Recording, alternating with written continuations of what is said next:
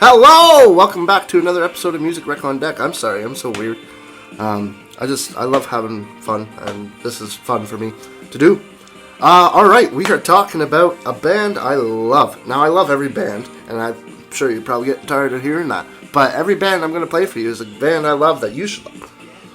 I am listening to Canadian indie rockers called Yukon Blonde.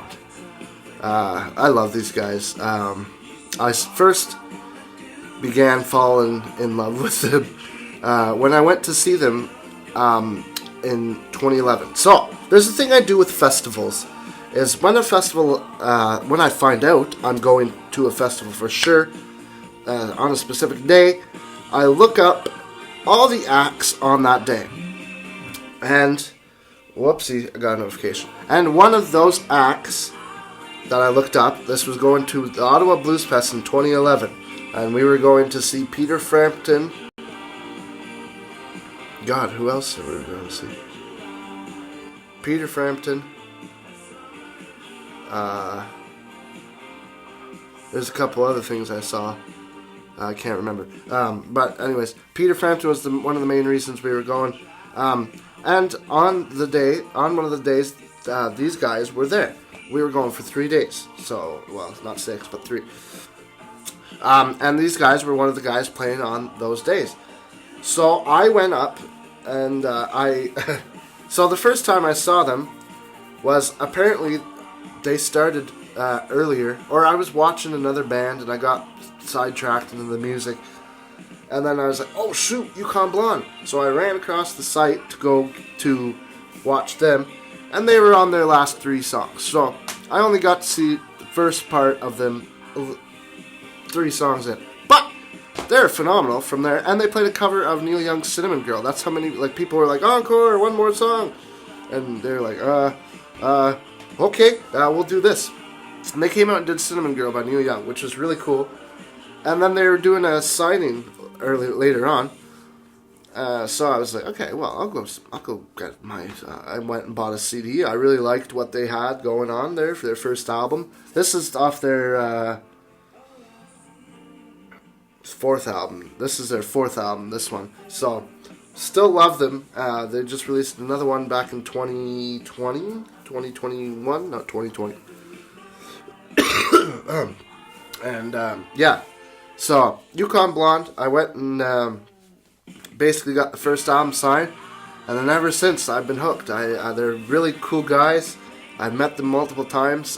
They even came to play a Frosh Week show, a freshman. So like when the university in town here, they have what's known as Frosh Week, which is basically orientation week, and during that they have a concert, and they came to my hometown and played a show, and I met them and hung out with them and passed some beers and stuff like that. And fantastic evening. And it was on this tour, the Critical Hit Tour, which is their 4th album. And wow, what a freaking night that was. So to date, I have seen Yukon Blonde 4 times. They are one of the bands that I've seen the most. And I will go see them again and again and again and again and again and again and again until they exist no more. Because they are good. They have, I don't know, it's such feel-good summer music. Like, when I'm in my car, you put on some Yukon Blonde and I'm going to jam. I'm not going to crash, but I'm going to jam. So that's what I'm recommending it to you. Go listen to Summer in July by Yukon Blonde. Fantastic song, but fantastic band. Go listen to it, really. They're fantastic. Summer in July. You want a great song to cruise to in July? Fantastic song. And every album, they keep getting different. Like, it's like really, like they're one of these bands where you go from the first album to the last album, and it's like a big shift in styles. Like, the first album is very, very organic, very simple.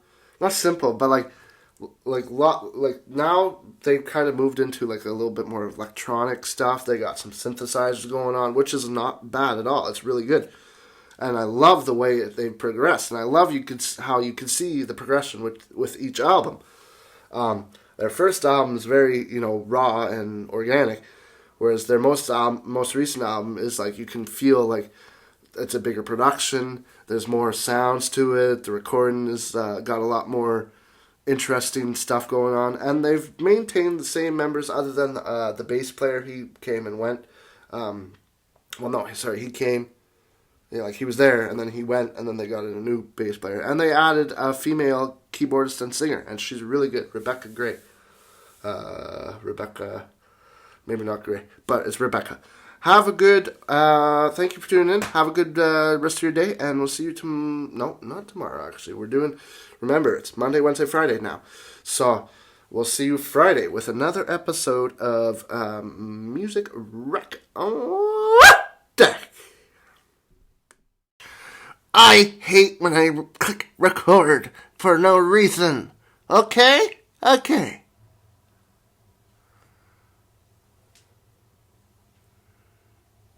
What? I don't know. Hey. Can you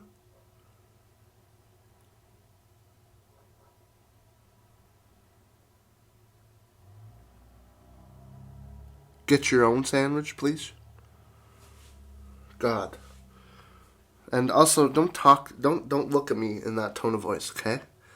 And remember next time when your tongue slips over your eye tooth, okay? That it's because of me.